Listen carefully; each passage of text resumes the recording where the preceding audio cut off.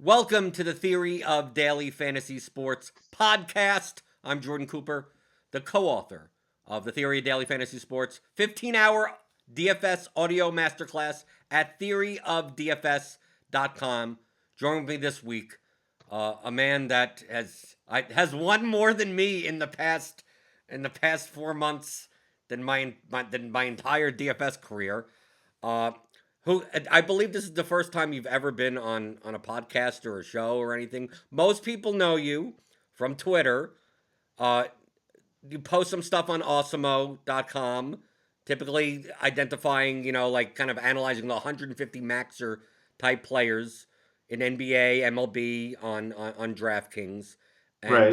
and you go your chunk yardage on Twitter, but you go as bro on the Bro. DFS Right. sites. What is bro? It makes it sound like bro. Like if people looked at you, it's like I would expect like a 27-year-old kid or something like that, Right. and it's like it's like Peter's It's older not. than me. It's not a 27-year-old kid. Yeah. No.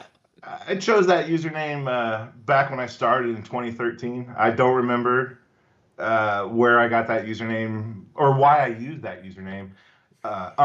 Is kind of just like a dismissive thing to say to someone if they're, if they're telling a story. If you have a good friend and you're razzing them or whatever, and they're telling you a story or something like that, just is to dismiss it. And then the bro, I don't know why I threw in there, but it's once you put it in there, it's set in stone, and you can't change it. So I'm stuck with it.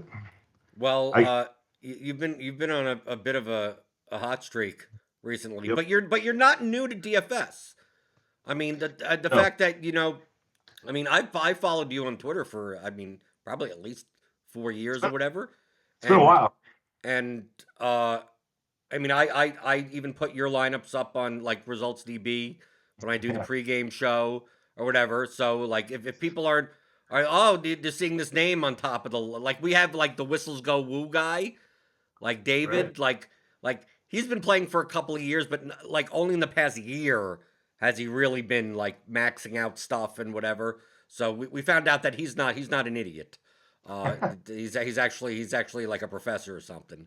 Uh, but That's but right. people sometimes come out of if you're not Mock Lovin or Awesomeo or Ricky D or Brick 75 like they've been playing for so long that we're used to seeing names on top of the leaderboards.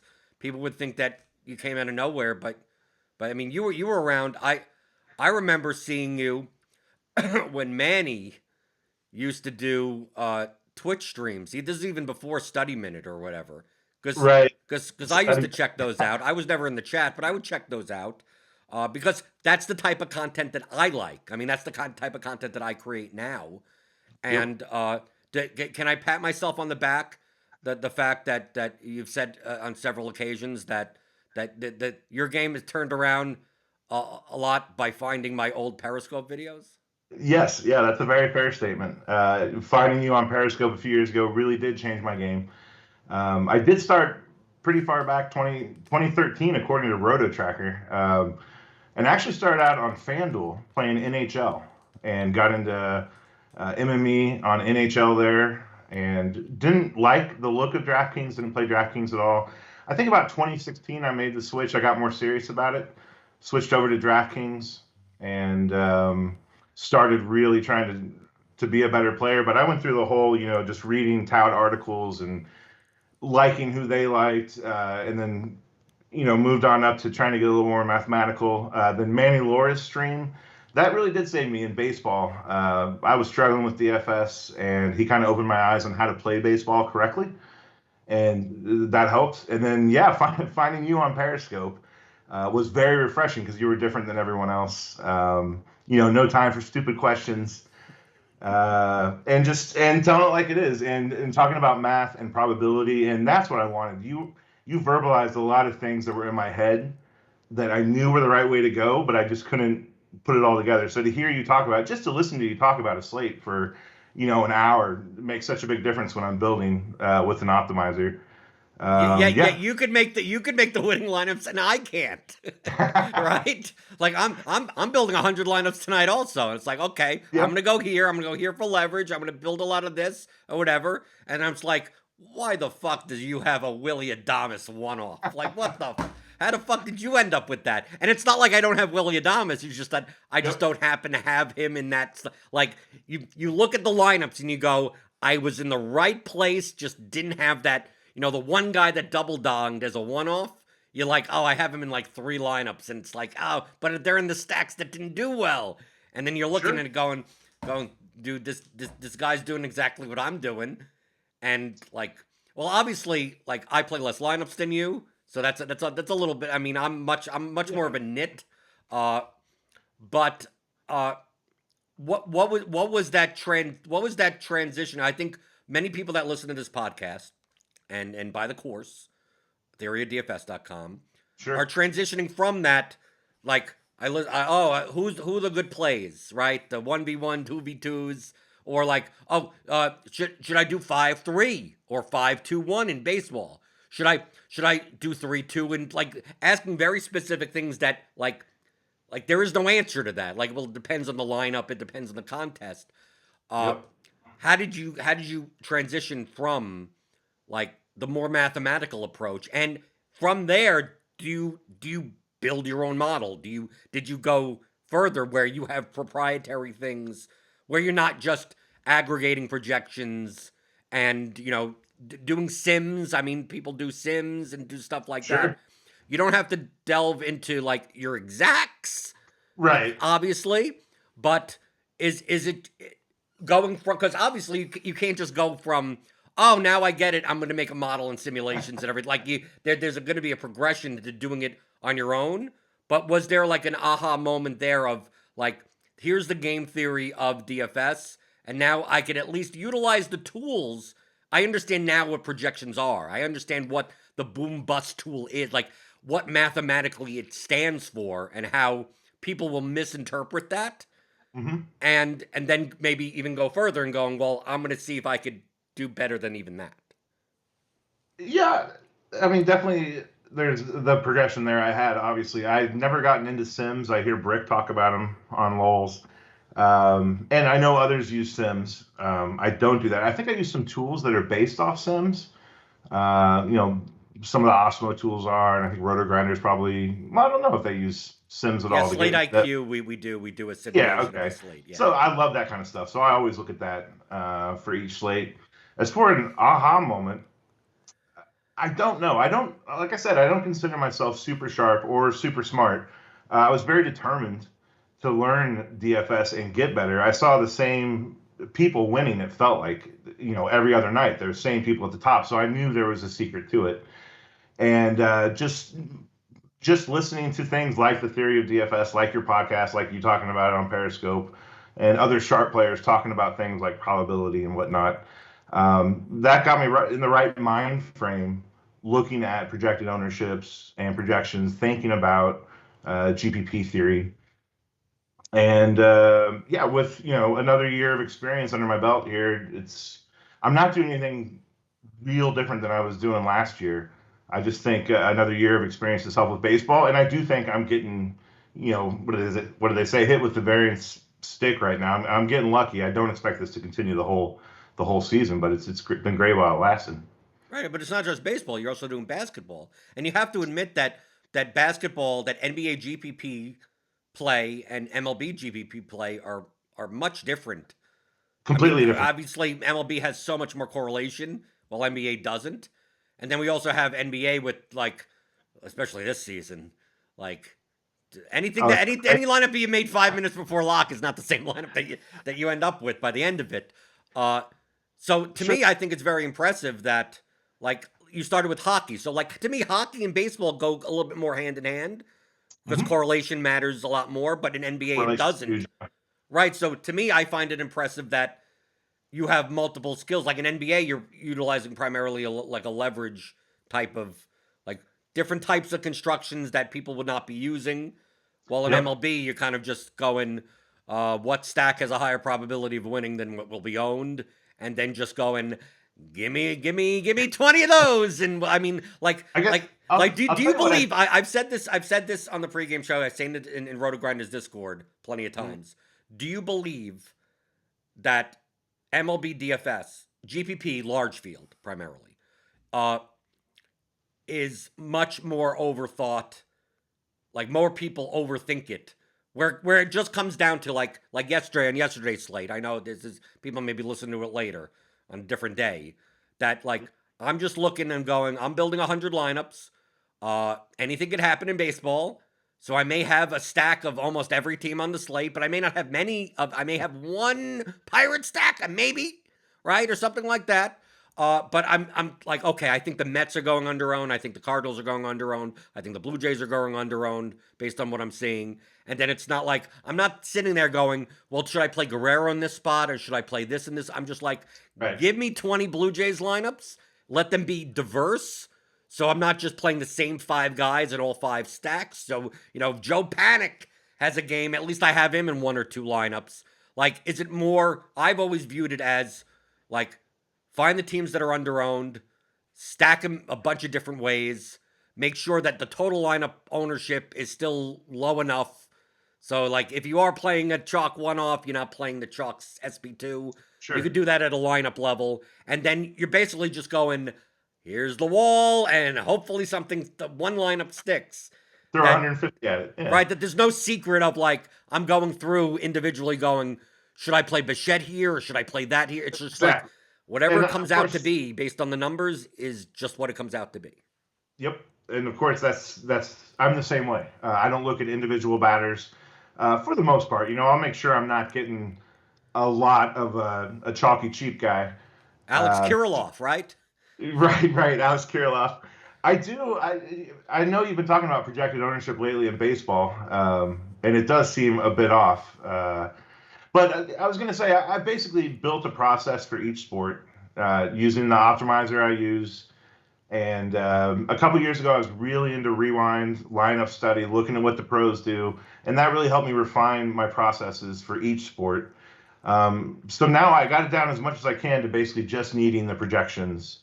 And so in baseball, that's ownership projections, point projections, of course, and team stack projected ownership on the team stacks.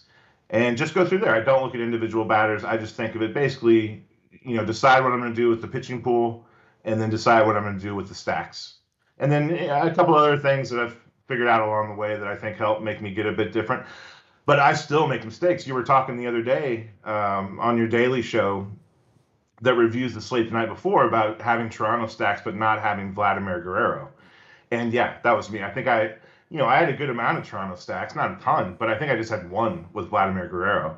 So that was a hole in my game, and now I've added that to my process, re-added it actually from a while back, looking at each team and making sure that that's not happening where I'm totally missing out on the guy. But that's as close as I get to looking at individual batters, really. Right. That's the same thing. I on truthfully on this morning's pregame show, I was talking a bit about that. That it happens when because an optimizer is trying to just jam in mean fantasy points, right? So Yep. like it doesn't care about correlation. It doesn't care like what the ceiling of a player is. So when Vlad Guerrero is 5,800 and as a point per dollar, like individual batter, it rates out very poorly. Sure. Like your Toronto stacks are going to be five man of not that guy. Of like you're not going to get any unless you set a minimum and you tell I don't care if it's lower fantasy points total in the median. Like give me something of this, and people go in and do you believe these are the types of things like it's part of your process now, and it should have been. I mean, it probably was before. Same thing with. Oh my God, I'm getting 77% Alex Kirilloff one offs right? Because it's like the cheapo Kevin Pillar. Typically that's when sharp players tilt. When the cheap min price chalk one off Oh, sure. goes off, gets a home run because it's like it's a low ceiling For player. two. Right. Two, yeah, exactly. But what ends up happening is that people use these tools and without viewing their lineups or whatever, and they go, well, you hear this all the time. The optimizer gave me this. Like the optimizer did it, right? It's like, well, you have to force your optimizer to do things it doesn't want to do to compete in right, large field GPPs. You have to.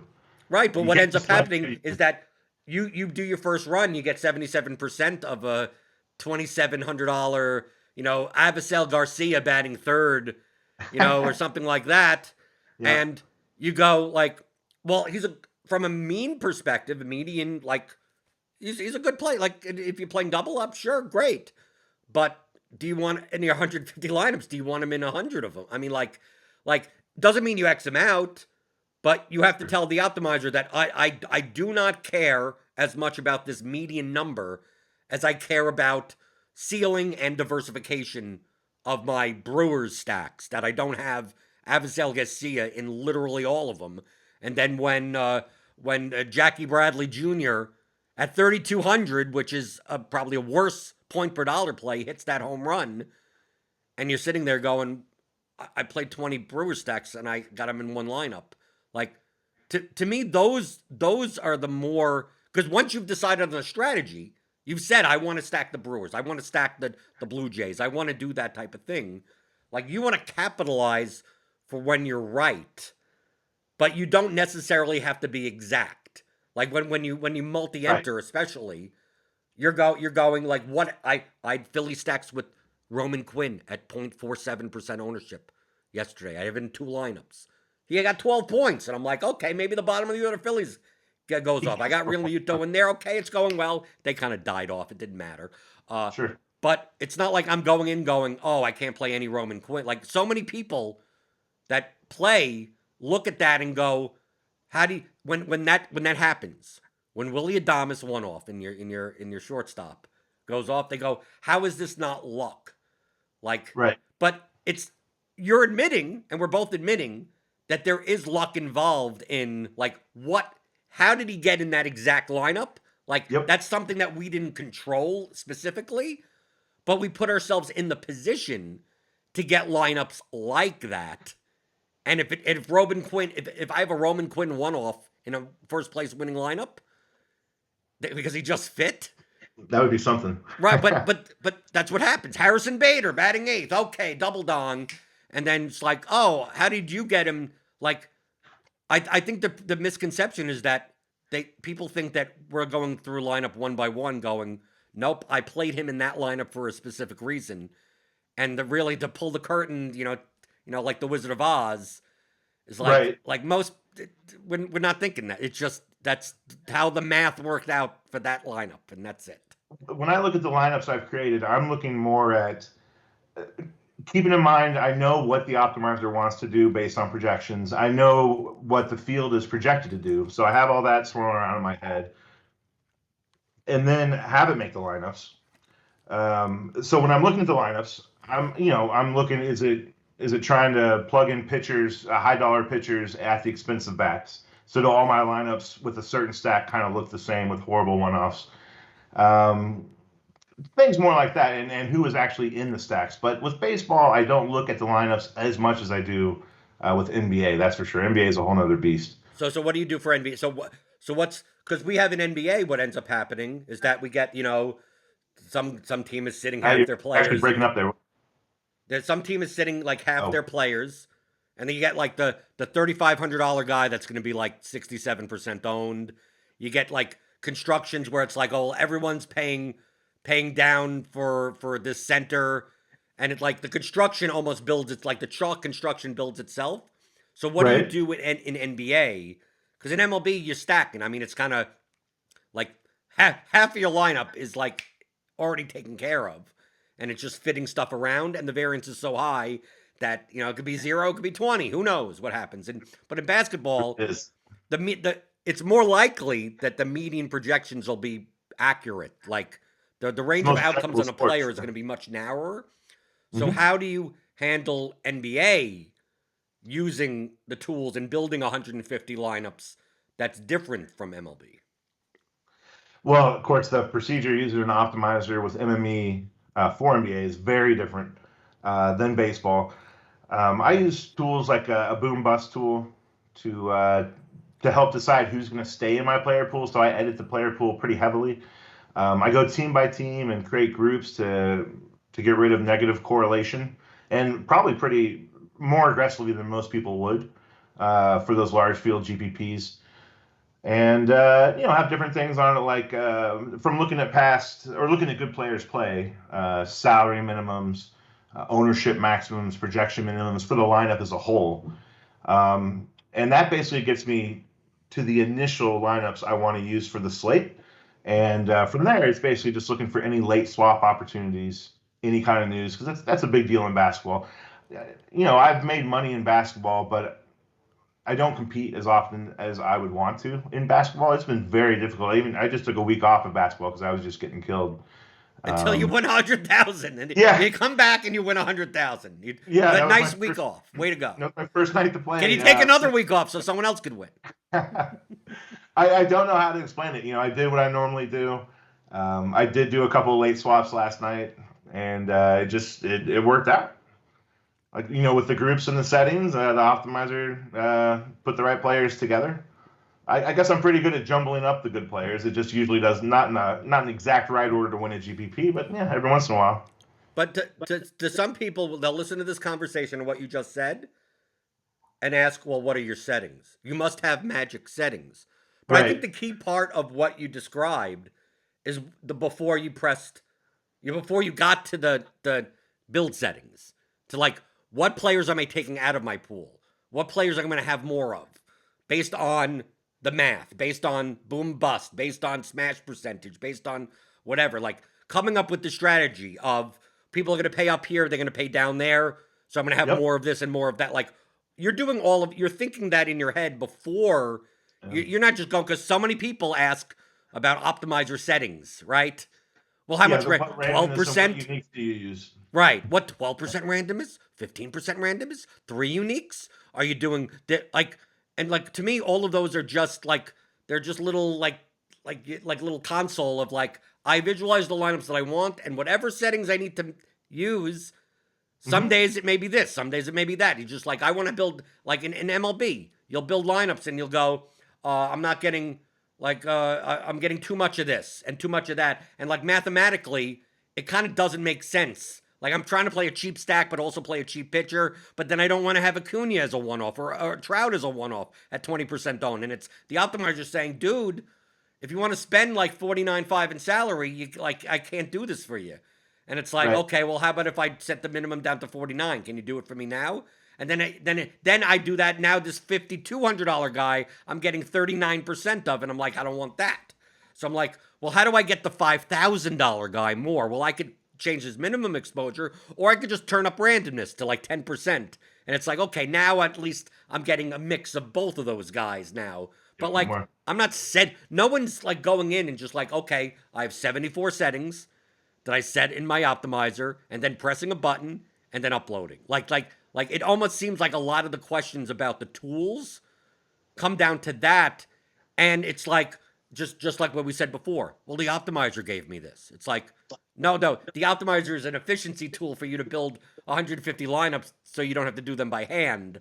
But you're programming the tool to give me the I'm looking to build a bookshelf, right? And now I'm going to have a little tool and I'm building a bookshelf. I'm not just like looking at a hammer and a saw and going, well, what All settings right. do I put on these? And then how does the bookcase show up? Like it Gotcha. doesn't. You have to know that you want to build a bookcase. Like I don't know what I'm building. Just I know that something's going to show up, and if it's a bookcase, it's a bookcase. If it's a dresser, it's a dresser. Like you have to visualize what you want first, and Yep. then have the tool build it for you.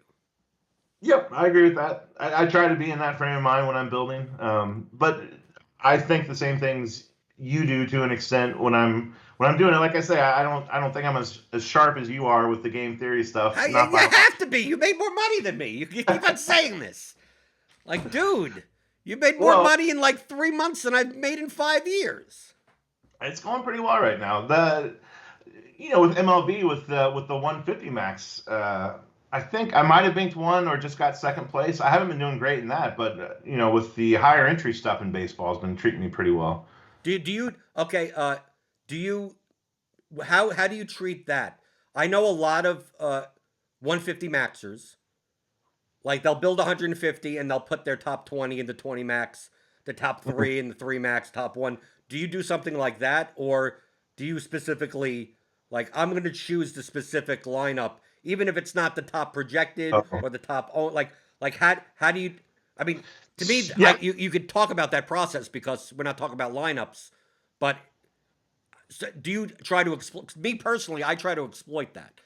I try to exploit the fact that most likely in these single entry, smaller field stuff, or even the mid stakes like the 88 or the 66, that the projected lineups are going to be higher. The ownership of the lineups are going to be more condensed, higher yep. because you see that, and then like so whatever the chalk stack is, it's like I may not have any of it in, even though it's my highest projected lineup. Like I'm more likely to play like my 25th lineup, which gives me like the most leverage in that specific. I'm playing like the two chalk pitchers, but like the third highest stack. But the third highest stack is going like three times lower owned in that contest compared to the large field stuff. So like what, or for ease, do you just put in whatever the top projected lineup is and just that's what it is? I guess neither of those. You talked Oh, about neither. ownership. Oh, okay. Now I'm interested. Now what do you do?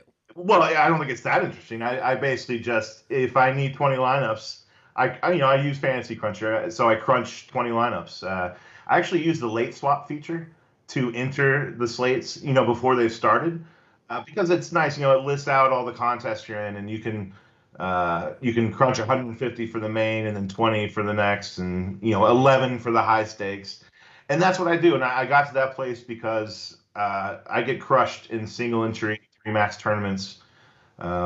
Hand building, picking a lineup, especially in the NBA, it's never worked out for me. So I decided just to crunch. The once I have all my settings, everything I wanted, I just crunch however many I need and put that in. And So you're doing all uniques then? oh yeah, yeah. Okay. Well, no, not all uniques, because I'll run 150 lineups for the main tournament and then 20 for another, and I might get one or two overlapping. If I have like Mm, 300 lineups that night, I'm gonna get a couple of dupes. right, right. But And most not dupes in the same contest, but in right, one lineup that's in the 20 max is also in the other one that because yeah, but you're generating separately, and because yep, obviously you probably have maybe a little bit of randomness added, or something like that. That your top 20 is not going to be the same each individual time and maybe off by one player. So okay, so you're not just making 150 and putting the top. no, no, no, So no. so but you're not purposely going out to be unique. Also, so you're doing slightly you're doing like a hybrid of what Oh, I do. So like what I do is yeah, like if I'm entered 70 times into this contest, 20 times into this, 5 into that, and it's 100 total lineups, I'm just you run building 100, 100. right? So I know they all have to be unique because I'm building it all in one build. What you're doing is you're building 70, putting it in the CSV, and then you're going right back and setting it right down to 20, and then You got building it, 20, and then cutting. And if there's 5 dupes between the two lines, then it is what it is, and that's what it is, and that's what you do. right? And earlier you talked about ownership being more concentrated in the high stakes stuff. I don't know if in baseball maybe because I'm putting the same lineups in the higher stakes stuff than I do in the main GPPs. So I wonder if just something about that is working for right now that's making me compete when I play Well, I mean, typically if in you're the in the high stakes, because I am competing in high stakes, but not in the main 150 usually, not in the main GPP. right, well, I think the main difference is that when in a 150, like we're tending to build more contrarian lineups, right? So if you're build even if you're generating 20 of those, like those contrarian lineups will be even more contrarian.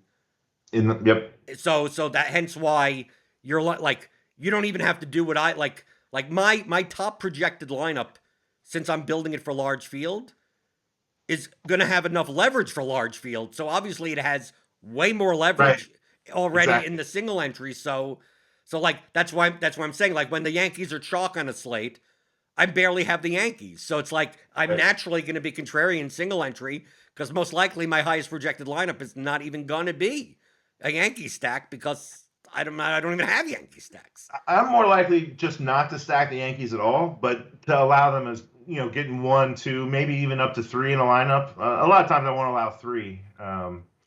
But yeah, when fading top stacks like that, I don't mind fading them at all because I know I'm going to get them as one offs and two offs. When you fade teams completely, do you ever And okay stacks. stacks completely?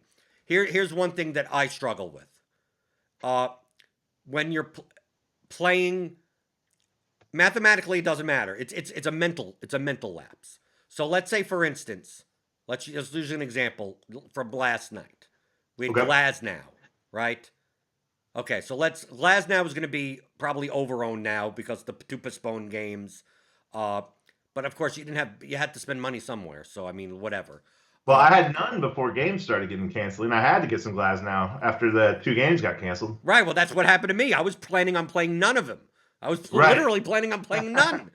And then it's like, okay, maybe I'll play 20%. And then it It's a just bad got, I spot. Yeah. kept on getting more because unless I put my min salary is 47,000, like it's gonna fill in like That was an interesting slate. It was tough to spend all that salary. right. And then It Tatis like ends up that. 35% owned. And it's like, do I want to play that as a one-off? No. Well, it has to spend the money somewhere, right? But in that specific instance, so you're getting a lot of glass now. But then what do you do with the Angels? Like I have like me personally, since I'm playing less lineups, I try to maximize for the strategic decisions that I make on the slate. So if I'm going to say I'm going with these three teams and these three pitchers, kind of, and it's like I want as many combinations of those, and then whatever's left is left. I may have a couple of stacks here, I may have three lineups with this pitcher in it, but like if I'm playing, for instance, heavy Mets And do you play stacked. that concentrated? Just like three stacks on a slate No, as a no, core? no. I typically play Okay. like 10 stacked, but I will be heavily over the field. So like for instance, on a slate with like slate yesterday, there was only eight games, 16 Right. teams. I may have like 9 stacks, 9 teams, but I mean like the Mets and the Cardinals and the Blue Jays were like half of all of my lineups. Oh wow. So like I was over on all three, but I would still have like 4 stacks of this team and 6 Royal stacks. Like where I see that I could still build lineups that would be plus EV. I'm like, okay, I could.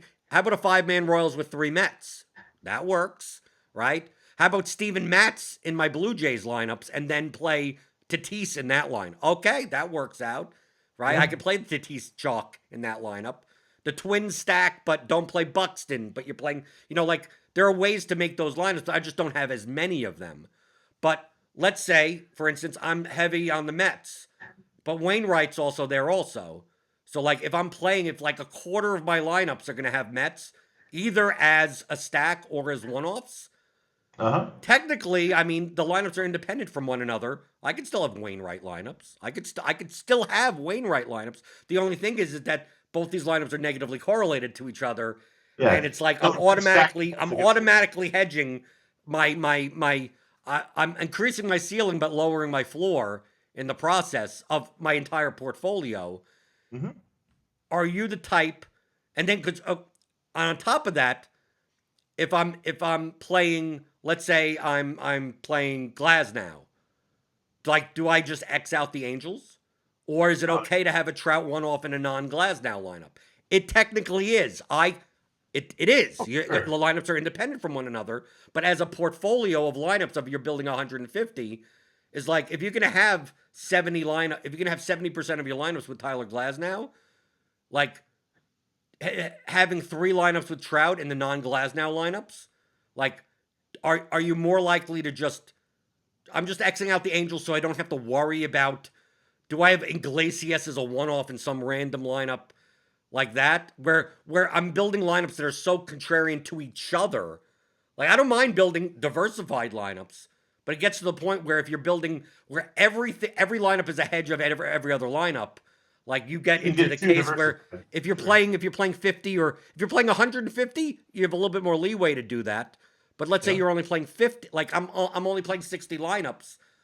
Like why do I play one hedge over this hedge over this hedge? Now I have 60 hedged lineups where it's like this. It's impossible for one lineup to win without the other 59 losing. Like it gets to the point where you can never you're not grabbing enough equity where you could possibly come in like first and then 57th and then 118th because the lineups are just so contradictory to one another that Right. like I'm not giving myself enough shots. It's like I better hope that one lineup has the right exact guys in it.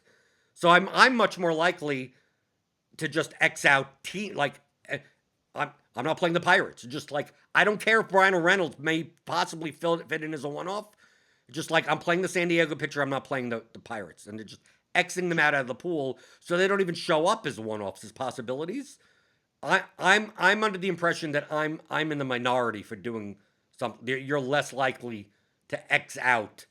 Maybe you'll X out pitchers, but you won't just you'll X out a team as a stack, but you still include all the players in the player pool. And if you just happen to get Eric Gonzalez at 3,200 in your second base spot in a lineup, like that's just too that okay. That's what the projections say. Well, that's a lot to unpack there. You do sound more leveraged than me. I mean, I'm sure you're employing game theory better than me. I'm more spread out. And I do look at it as a portfolio of lineups, of course. I think the examples you were using was Wainwright and the Mets. If I have, was it Wainwright or Glasnow, 75% Glasnow you were talking about? What? Or as an example as to how I play. Right, like if you have 70% Glasnow, is there a purpose? Would you still have Angels in No, your player pool to right. play a Well, I definitely would non-Glasnow not lineup? X out Angels, and I would probably have, probably 10% Angel stacks, just as a hedge against Glasnow getting blown up, not working out. See, I understand. To me, that makes sense. But at what point do you? Because you could do that with every line. I mean, like, you understand, like in that specific. Yeah. If you like, I'm going to play some Glasnow. I'm also going to play some Angel stack. So if one of the things happens, but then it's like I'm going to play the Mets, and I'm also going to play Wainwright. I'm also going to play the like. Then how many 150 You can't even do that in 150 lineups where you're playing like every lineup is anti one another. I Like think at it's some just point, you just have to say, I don't have any of this team. for sure. Yeah, I rarely X out batters. I definitely X out pitchers from the pool and don't play them at all. But you're right. I look at it as stacks of batters. So I just won't stack a certain team. I don't stack all the teams, of course, every night. You can't Um, cover all your bases in 150 lineups. Unfortunately, not. That would be nice if I could, but definitely not. So yeah, I think I'm a bit more spread out than you are. And But you have to see you study, you use rewind or whatever. I see you do the yeah, 150 max, and you do the same thing that I do. I mean, like in a similar way. I'm going through results DB. You must notice that there are sharp players that do more like what you do, where you could have a slate of 12 games and have no batter in your pool be more than 20% exposed. Where it's like you're playing such diversification. There's plenty of sharp players that do that. I would say that's the majority. But then you also have guys like Ricky D or Giant Squid, where it's like they're building 150 lineups, and it's like they pick like one or two teams, and they have like 80% of that team, right? And they pick two pitchers. It's like they're treating their all 150 as almost like it's one lineup, and it's like if the Blue Jays hit today, someone's getting rich. But they have like all of the combinations with well, like all of the possible one-offs, and it's like as long as one of mhm. these two teams puts up 12 runs, like they're gold. But if they don't, of course, most of the lineups are at the bottom. So that's a much higher Right. variance strategy uh, from a That's diversification too high standpoint. variance for me. Right, but that right, Too high exactly. variance. That's too high variance for me. And, But there and but like there you but there preach, has to be but Peter, there has to be some point where being too diverse is yeah. negative also. Well, like you preach, I'm not trying to predict the future. I'm just trying to make, lineups with high ceilings that can compete with, that are structured correctly. And I think I have a process in place to do that. Um, I know you write down names and stuff on sheets, I stacks to just do look that at. because it's easy to look at. Yeah. So I have a process where I put the slate into Excel.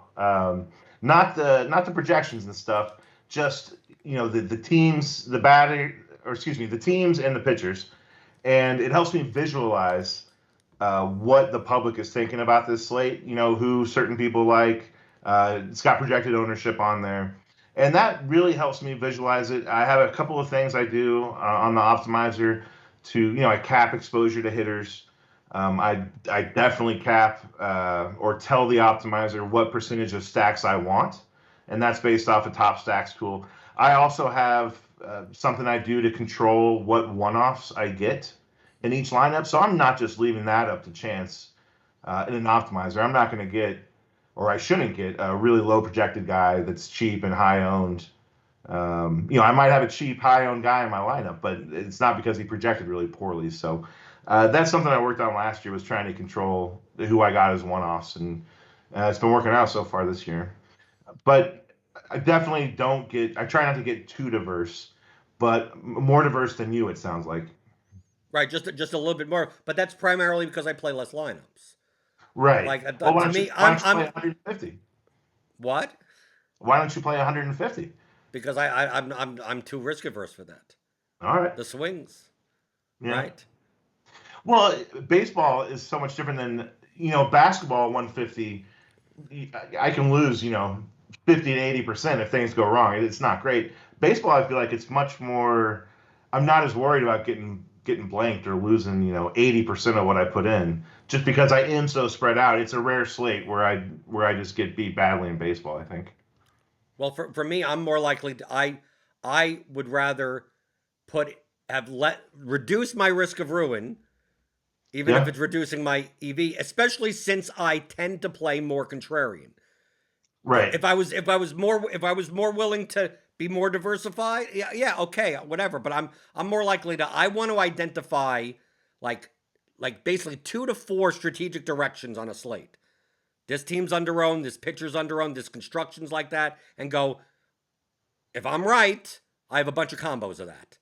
And if I'm Right. wrong, then if the Braves are chalk and they put up 14 runs, I lose 80% of my like that. That's fine. But as long as if the chalk doesn't hit, I got a whole bunch of ways, and I don't have to worry about the. I stack the Mets, but I don't have Kevin Pillar in my lineup. Because I'm building enough combinations of that. But let's say I did that for 150. So what? I add another team. So now I'm increasing 150 lineups. Imagine having 30 of 5 different stacks.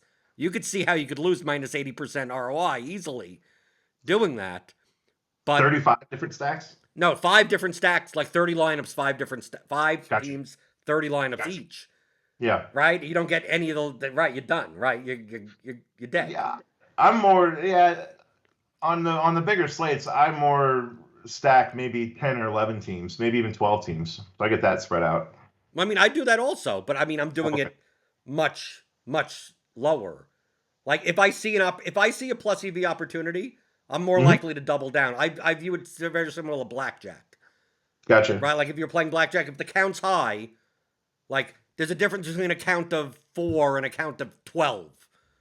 So if I see the things that are more like a count of 12, like I'm doubling down. Like this Mets Cardinals game is going under owned. Like so I don't want to be like, well, okay, I'll have 12%. Like no, I want as many the combinate. I don't want to like, well, I'll also have a Padres X. We'll also have this. Maybe this, like it's like no, I just want to. I see a spot, but there are certain slates where you look and you're like, okay, obviously this team's gonna be chalk, so you get rid of them, and then outside of that, like there's no. It's like everything seems normal, kind of like I don't like anything. I don't think anything is excessively overowned or underowned, and Right. maybe in those slates, I'm like, I guess I'm just kind of playing like I'm kind of playing like 10% of 10 stacks, and just like okay, let's Just spread it out. right just spread it out, right? But some slates I'm a little bit more condensed, depending on like what It's you said, also that top stack tool, like that type right. of mentality of you see the leverage there, you go like, oh, based on what I'm seeing, which may be different from what you're seeing, different tools, different projections, different everything. I Yep. go, the Mets are going twice. I mean, like Pete Alonso's coming in at 9% owned. He should be 18% owned. It's like, if that's what I believe, like, why don't I have him in a third of my line? Like, I'm getting so much value there. Like, so I want to play. I don't want to be just like, well, I got to sacrifice some of my Alonso lineups because I need to play 3 pirate stacks, like for no reason.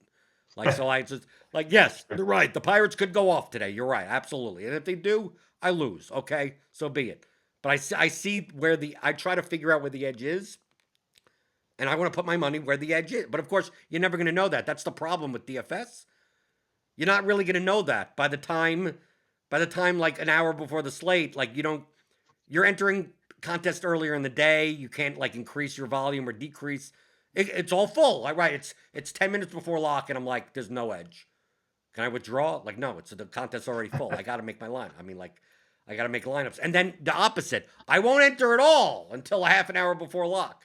Oh my God, there's so much edge tonight, and the contest is full. So it's like you don't have the choice like in any other type of betting where it's like, oh, the count's high in blackjack. Let me put down $1 million. Like, you don't. I mean, they're not going to let you do that anyway. But uh, to me, DFS. that's the tough part, because certain nights it's just you look, and no matter what the sport is, sometimes MMA you look and you go, I don't even know. Like, I don't even know if I could build a unique lineup. Like, I just don't see. Maybe I could build 20. And it's like, well, I should only play 20. Why am I playing 125 lineups into this MMA contest? If like, Well, MMA, yeah, do you MMA. play MMA? Every once in a while, I don't really follow MMA. You don't need to. You don't need to. It's If DFS. You don't need to. right, if I'm around, well, as in like I'll play it if I think I might watch it that night because it could be fun to watch, and I don't want to watch it without anything on the line. So, Right. um, God forbid you yeah, watch a right. sport What would be without the any point of money that, on the line. right? But it hasn't worked out well for me in MMA. I think my ROI in MMA is minus 50% lifetime, so it's Yeah, it's but pretty that's the bad. way. But you understand why, because in large field contests, if you don't win first, you're not profitable. Like, I've been happy to have unique lineups the last few GPPs. Uh, that I don't want to say they were near the top; they weren't, but they were my best lineups and they were unique. And you know how MMA works? Like it looks like you might be competitive, but then you realize there's 2 fights left and people are going to blow by you by 60 points. But I've been happy to get unique lineups because some of those slates in MMA are so small. right? And I don't play slates that are anything less than 11 fights. 10 fight gotcha. cards and 9 fight cards.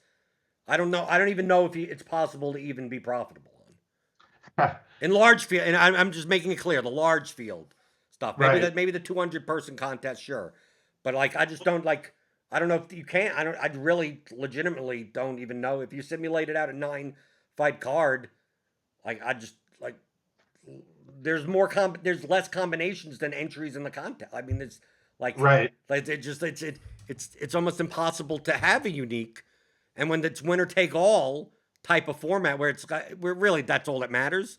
Because let's say first place gets duped 10 times, coming in 11th place is unprofitable now. I mean, that's why the ROI in MMA is like, until you bink, you're gonna be Yeah. losing money. You got to bank, yeah. Was first place chop last tournament? Because I know the tournament before was like a No, six way no, chop at first. no. I think the last one was like 30-way tie. That's right. That's right. It was a 30-way tie for like 6,200. I know, because I had a plenty of unique lineups, and obviously by the last 2 fights I didn't have a live one. Uh, Hmm. I mean, I have live ones for like, it could come in third, and hopefully there's a unique. So my third place is all like 5,000 or something, but that wasn't going to happen. No, No, it was the week before. Because the week before was a bigger was a pay-per-view card. that was the 6 way tie. Right, right. The- That before, was yeah. that was a much bigger one. No, MMA is just not not that much fun. I mean, I think baseball DFS is my favorite, just because after basketball, baseball is so less stress, Right. less scratches. You don't have to worry about late swapping very often. Although there's been a few times this year so far in baseball. But going back to basketball last night, I was really hit with just how stressful I mean, it's locked, but yeah, I mean, stress is still going to stay up because you're waiting for news, you're waiting for lineups, and late swap is such a big deal. I mean, that's the big edge in basketball is late swap. So you're sitting at your Um, computer basically all night? well, at home all night, tied to the phone at least, watching for alerts from Fantasy Labs NBA Twitter account there to make changes. And But you have yeah, to I make mean, changes every night. I mean, has you there can't. been an NBA slate where No, lock is hit at 7 and you've literally not changed any of your lineups by the end of the well, night? especially the last 2 seasons. NBA's been nuts. Yeah, for sure. Um, but yeah, just always kind of on edge with basketball until the last game of the night locks.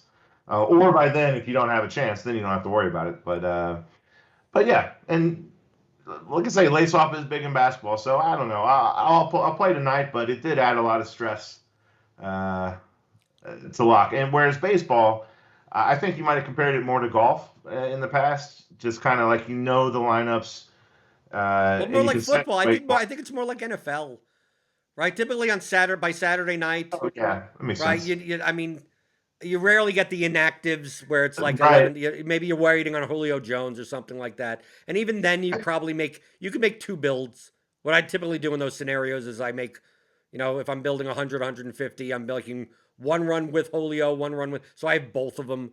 So I just 11:30 comes out. It's he's inactive. Okay, I got my build, right? That type of thing.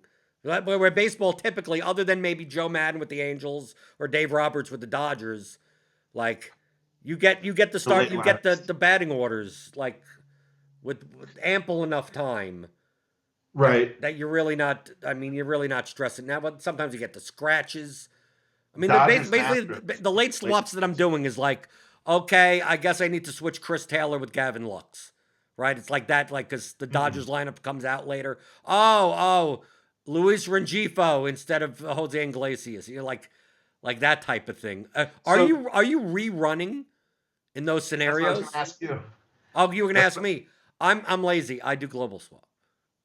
okay. I late swap everything. So So even in baseball, are you even rebuilding the lineups that have no swaps? Are you Xing those out? nope. So you're Peel like them off. so you're rebuilding everything with like so maybe the first okay. Let me just highlight this for people that may not get this that don't Okay. use the tools maybe. So what ends up happening in baseball, right, is that typically let's say it's a large slate, 12 games, something like that. We have a 705, a 707, a 710. Maybe there's three or four early games. The Right. Dodgers lineup, like, is still unknown, right? We have projected, but who knows? Is it going to be Beatty? Is it going to be Luke Raley? Right? Is Muncy going to be in the lineup tonight or not? We think so, but you never know. Uh, and then 712 hits, and we get that Dodgers lineup. Now, I've made Dodgers stacks. I have Dodgers as one-offs. I have Right. Seager here. I have Turner there. I have everyone, Mookie Betts, whoever. Uh, if it's the lineup that's actually, if the projected lineup is the same, well then okay, well, way to go. Okay, I got my lineups. But now it's 712, and let's say uh, AJ Pollock isn't in the lineup at 3,500, and they have Matthew Beaty's in for him at 3,200, right?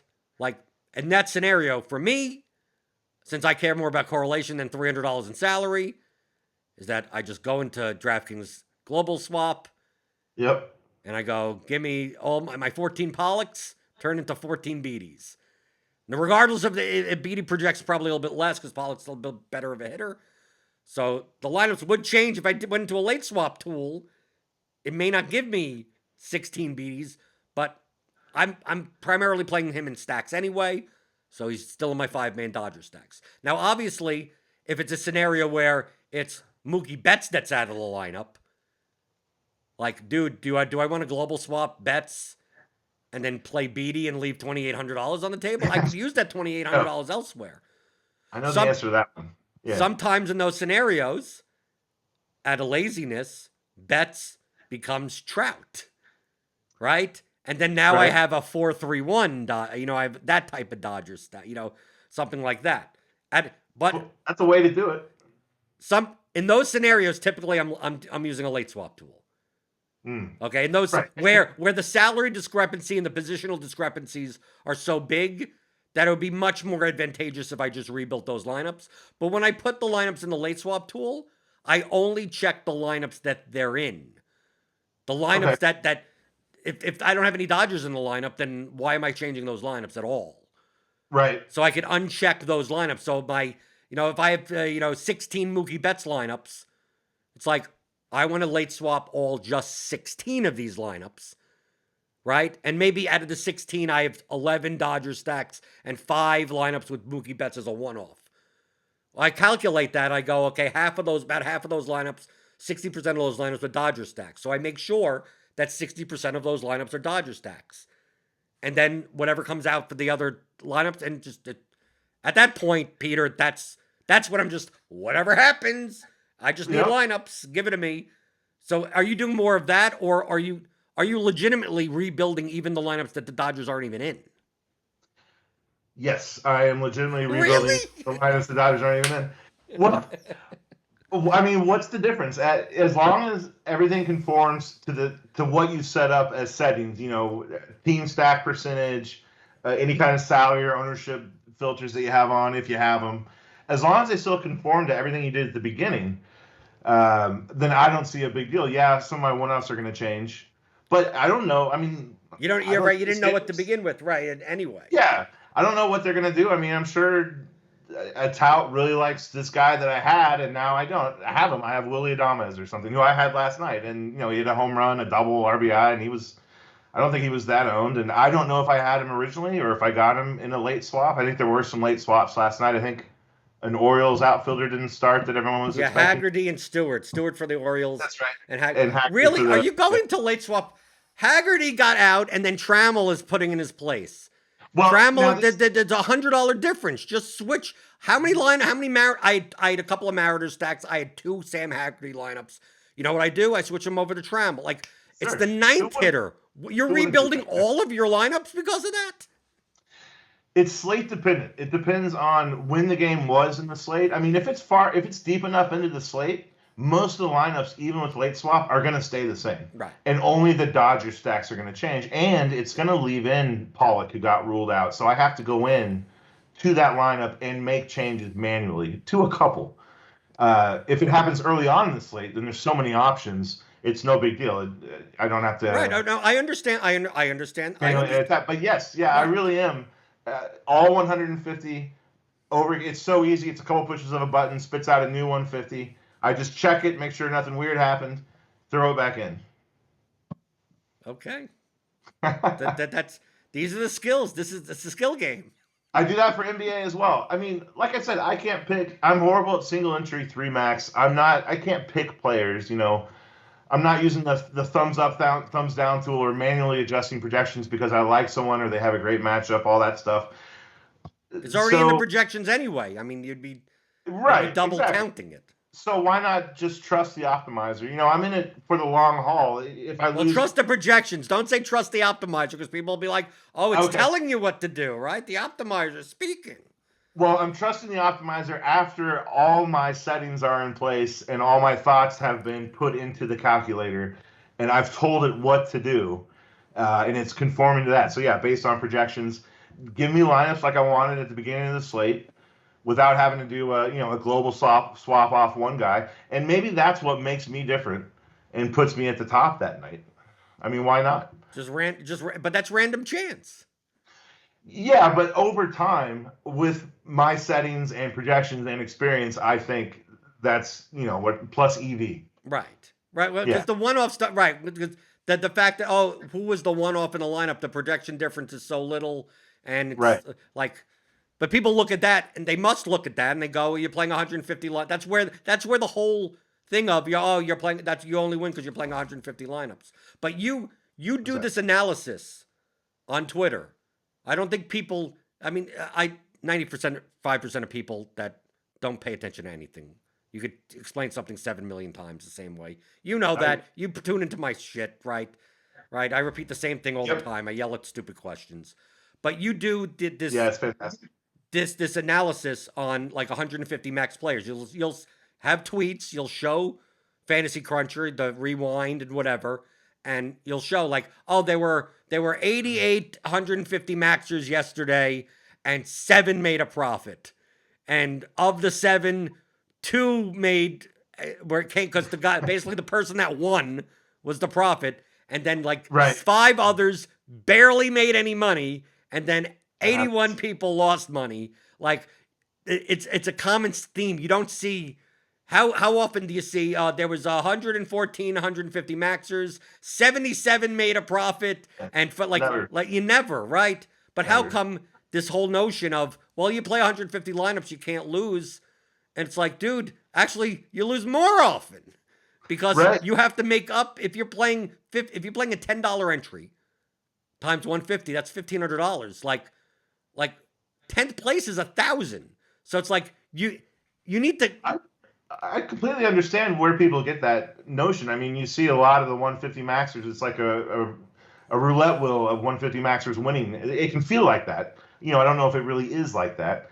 But I can see where some new players would think that without doing any analysis and that reviewing the GPPs and the 150 maxers that actually started. I guess it was three. I'm not really sure how the seasons are working with COVID and the NBA and everything, but I'll say three years ago or 3 seasons ago before COVID, traveling for work, so a lot of free time. It was around the same time that I was listening to you at the beginning and learning about game theory and stuff like that, and just figured get real into lineup study, look at what the good players are doing. So all this free time while I'm traveling for work, I had hours to do that stuff and study NBA DFS, and that got really better that year at NBA. And a big part of that was doing the tweets, and it forced me to look at what the good players are doing and what 150 maxers are doing. And yeah, I guess that was the big thing. It just forced me to look at it because people were expecting me to tweet it out, and got a little following off that. So that was fun, and that helped a lot. Looking at what good players do, Right. for sure. Not looking at the winning lineup for the night, but looking what good players did. Right, Because exactly. sometimes we have these GPPs. You look at the top and it's like single bullet, single bullet, single bullet, 5, 6, 10, single bullet, 2 bullets, and it's like you don't get to the first You're 150 not going to maxer learn until looking at like that. a 46th place. I know on those nights the donkeys won, right? Right, because there's enough sharp players that play 150 max that because Sure. that's where the whole perception comes in is that someone that plays that many lineups, there may be in a contest maybe 100 or so, but 100 times 150 is 15,000. I mean, that's a lot of lineups that are in a contest that's only 50,000 entries. Usually the NBA is about 20 to 23% 150 maxers, I think. Right. But when Yeah. one of them wins, everyone else loses also, right? So Yeah, pretty people are much. used to seeing like, oh, Royal Pain 21 won, and then the next day Brick 75 won, and then the Rin next Pass. day Giant Squid wins, the next day Yep. Osimo wins, the next day Uhhuhbro wins. They go, all these guys are always wins. It's like, no, the days that you win, Peter, are the days where Osimo loses all his money. I mean, like, where Yeah. all the other 150 maxers have lost. It's just that you're used to seeing the same like rotation of 100 different names, so you could recognize them quicker, right? Like that. So you're Right. like, oh, they win. Oh, Chipotle Addict wins. Like, no, Chipotle Addict actually has not been having a good MLB season. I don't think Well, hopefully posting those lineup reviews on Twitter help people with that. they don't. Seeing that. Well, yeah, probably not. They But I don't. Come know on, they don't. a couple of people have mentioned it that they don't win all the time. I guess. Um, but yeah, and posting the top lineup is more about recognition. I post a lot of times. I'll post the optimal NBA lineup, which is usually ridiculous because no one would have ever played it. Doesn't make any sense, but it's just funny to see even on the small slates, the optimal is going to beat the winning lineup by like 20 points easily. It seems like. Yeah, but good So luck that's coming fun. up with that. Well, look at baseball. Imagine doing that for baseball. Well, yeah, it doesn't seem to be any point in baseball to post the winners just because it is so unlike NBA. Right, I because guess. if you're playing a lineup of the 1 1 1 1 1 1 1 stack, I mean, right, and you got the perfect combination of 50K with the you got the 6K pitcher that ended up with 27 points that was 1% owned, and the 40 the chalk pit like and the all the 3 home run guy like dude like if you have if you could build that lineup consistently Right. like You can't learn anything. right you would be an oracle. You would be, I mean, it's theoretic like uh Forsaken Jesse has Right. said mathematically it's true. The optimal lineup in MLB is not stacked. right? Sure. The Oh yeah. up like if you want to try to hit the highest possible score, if that's your goal, is to hit the Don't highest stack. possible score, you should be playing all one off. It should be just play as many people that could hit the most home runs and just you're playing like a parlay almost under 50K. But the problem is that our goal in Sounds DFS is not to score the most points. It's to score more points than our opponents. So, right. like, you don't need the optimal lineup. You don't need same thing for NBA. When people you must see this all the time. Like, who's getting the blowout run, right? The game's going to be a massive blowout. In the fourth quarter, all the G leaguers are going to play. I'm going to Yep. play $3,000 whatever for that case because every once in a while you'll see the optimal lineup and it'll be like some 12th guy off the bench that typically DNPs. But since the Warriors were down by 67 points at halftime or something, like they played, and it's like, well, no, I got to play more of those. Like, and people Pretty think low like that probability. when in fact most of the time you're playing good players. You're playing like it like you don't need that line. You like, dude, you don't need that lineup. Like that's not Right. your goal. I totally agree. And that's why I refer people to watching your show because you talk about, well, because you review what good players do. And especially in basketball, I mean, you really have to do that to get better is you got to see what the good players are doing. And they're not playing, bench guys that are projected to get 10 or 12 minutes in the hopes that there's going to be a blowout and they're going to get a ton of run and produce, 1.5 points per minute when they're out there. It's just, no, not going to happen. Right. It's not going to happen often enough. Right. Yeah, exactly. Right. It's going to happen once in a while, but Yeah. and most of the time when it happens, they're so not owned that it's not even going to hurt you There's anyway. just no reason to chase it. I think what surprised some people that look at my lineups is I don't get that crazy in any sport. I don't feel like a lot of times with NBA, I feel like I'm making. I worry I'm making 150 good cash lineups with maybe a change or two. Because I guess I don't get as leveraged as some other people. I don't make the big stands like people do, and I think that shows up in NBA. I don't take first, real often. You don't have to reel off, but you don't have to. Yeah, I'm trying But to. you're also playing I'm 150. trying to Like put. you I also don't need to compete return as some often. equity with what you're playing because you're playing so many more lineups. Say again. You also have to return more equity when you play Right, so many more lineups. Like you have to come in first like 5 times more often than I have to come in first. because I'm playing so many lineups. Right. Yeah. As far as the ROI level is Well, I concerned. learned how to. Yeah, I learned how to tread water pretty well playing the NBA Mini Max for a long time, which is a tough tournament. It's probably Um, tougher. It's probably tougher than the main GPP. I would think so. Yeah. Only because the amount of crazy lineups. Like, dude, Yep. whatever that optimal lineup is, that it may be in that contest. Because people don't realize, even though it's like a smaller entry fee, it's a low limit entry fee, and the restricted players can't be in it. Most of hmm the time, it's a bigger field than in the main GPP. Sure. So, like, And that that's top lineup is going to have the highest score, and that's where you get the preconception where people have. It's like, dude, you always see this for the single entry high stakes stuff when someone posts like, "Oh, I won NBA the 222 for $100,000 with a 354," and it's like the winning large field lineup is like 392. And it's right. like these sharp players are horrible players, right? That was Look, frustrating to watch from the Minimax streets for sure. right. You look and you go, I'm looking at the lineups that I'm building. It's like, dude, you're playing against 200 people. You don't need a Yeah. 400 point lineup. That's why they're not building lineups that have that high of a variance because they don't need to. Actually, last night I think was it Chetabisk put up 412 I think in the 888 NBA GPP. That would have won Right. like everything probably. Yeah. Well, you beat the $20 by about 10 points. So you don't see that very often in the 888. It kind of flipped on its head. But I don't know what the mini max was. I'm sure it was over 400 easily. But yeah, there's some really good players in the mini max, and they're hungry, so kind of scary. You can I wouldn't want to be in there. you can't still play the mini max now. Oh no, I'm not allowed. Right. It's off the screen. Right. I can't see that either. I Right. don't miss it. I mean, I don't miss it, but it helped a lot. But I think it shaped how I play now, and there's something in there where I'm not getting as much leverage as the sharp players get. So my variance in NBA isn't as high.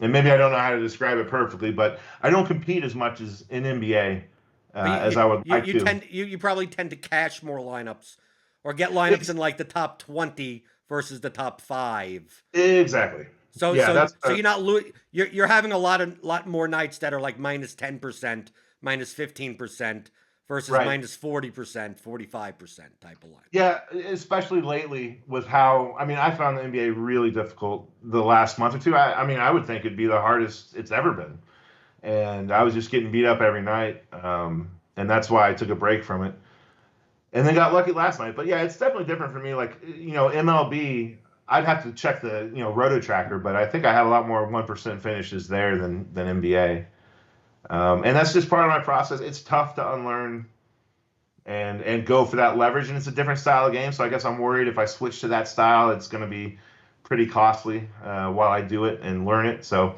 I don't know, just keeping things status quo, and it's working right now. So Right, but you came from the mini max. I mean, you didn't just yeah, show up with the here's a bunch of money and no, whatever. no, yeah, you can look at my chart in Roto Tracker. And it's basically, the early stuff, the 2013, 14 was really nothing. It's just a straight line. And then 2016, a little bump. And then I think it's 2018, it just kind of took off. But you could do it. I mean, your Yeah, story is my story. The same thing. I started with $400. I did the same. there you go. Right, same exact thing. I'm playing the 20 max 3. I'm still only making several. I mean, I'm tilting people because I'm making 5 lineups into the large field and coming in second for 20,000. So it's like that's how you build the bank, because I'm going to take a stand. I'm going to find the leverage, play 6 lineups, and if this team wins, if this team gets 14 runs, well, Yeah. come, and then Yeah, that's when the cool. vomit stacks started coming in, and it's like, And if it okay, I'm doesn't just happen, on to the next slate. right on to the next slate. Right? Yeah. If the Marlins or the Pirates or the Tigers or the Mariners put up a lot of runs tonight, I'm gonna make a lot of money. It's not gonna happen most nights, so I'm just gonna keep on coming back to it. Oh, the SB2 is 40% owned, and he's not that great. Okay, time to stack against him. Up, chalk got Right. there. Next day, let's go. Let's move on to the next day. Uh, And these are, I mean, you can still obviously still make money at DFS and come up from the lower, I don't know what we call them, lower tiers, lower leagues, but Lower it's stakes, difficult. right? Lower stakes, yeah, thanks. I get a lot of questions on Twitter, and you can definitely tell just by the question. I'm sure you know how sharp the player is, or kind of how they're thinking about DFS. Mm-hmm. Anywhere from what bats do you like tonight, or what do you think about Malik Monk? But then you'll get someone who asks more MME questions that are more in my alley, about ownership projections and what do you do? What are you going to do in this exact situation? That's not based on what I think a player is going to do. It's more based on how I'm going to come up with 150 competitive lineups. And those people, I see them go on to make money. Whereas the other people, a year later, they're still asking the same questions about who Right, do they're you still like asking tonight. me the same questions. Yeah, yeah. They're coming to me with And, the and of same course, they're crap. usually big sports fans. And I tell people if it wasn't for DFS, I wouldn't pay very close attention to sports. I'd watch some, have a baseball game on in the background, but I wouldn't follow. And I don't really follow sports news now. So a lot of the stuff I see on Twitter, I don't know what you guys are talking about. Football draft, stuff like that. No clue. Right, I'll figure out who was drafted uh, the Thursday before the first Yeah, regular season slate of NFL. exactly. Right, I'll figure out who's on what team at that point. Right. I just found out last night, I guess, that Francisco Lindor is no longer a Cleveland Indian. I guess he's on the Mets now. You didn't even know he signed like a $300 million contract with the No, Mets. yeah. I was thinking Lindor, he's an Indian for sure. He's been there forever. And then I was just randomly looking at lineups last night, and I did not stack the Indians last night, and I saw Lindor, and I was like, what's he doing in there? And on the DK on the app, it's kind of tough to tell sometimes what team they're on unless you know. And I Right. know who most people are on, but yeah, it slowly dawned on me that Lindor is now with the Mets, I believe. It's 1 month into the season, and Yeah. now didn't realize that Lindor was not on the Well, he hasn't Indians. done very well, I don't No, think. well, you're right. He hasn't showed up in any winning Carter's lineups, not a right? So huge why fan would of you, right? Lindor, so I've kind of written him off anyway. But I had Lindor in that bucket, like Cleveland's overrated. They're not a great team anymore. That's what I was thinking as I built lineups a bit last night, only to find out that Lindor is not a Cleveland Indian at all. So Right. Well, that he was in my Met stacks. that's the level you're dealing with here. Right. But it shows that you. What do you really need to know that that much. Yeah. The projections are that's what they do for you. Like it's just numbers and names on a spreadsheet. Now, Yep. coming from the mini max up the ranks, been playing for quite a while. Now, you're playing at a level where like I would consider like I don't I it's very hard to categorize me because I think I'm in the middle of two. Like I'm not You're low niche. stakes, but I'm not high. Like I'm not like I'm playing some cash games, but I'm also playing GPPs. I have my whole cash game. I'm just plugging in optimals and just like Well, you let's got go the the whole spreadsheet. season. I see the cash game strategy working out for you. Yeah, well, in NBA it did. MLB, I'm gotta make my way back.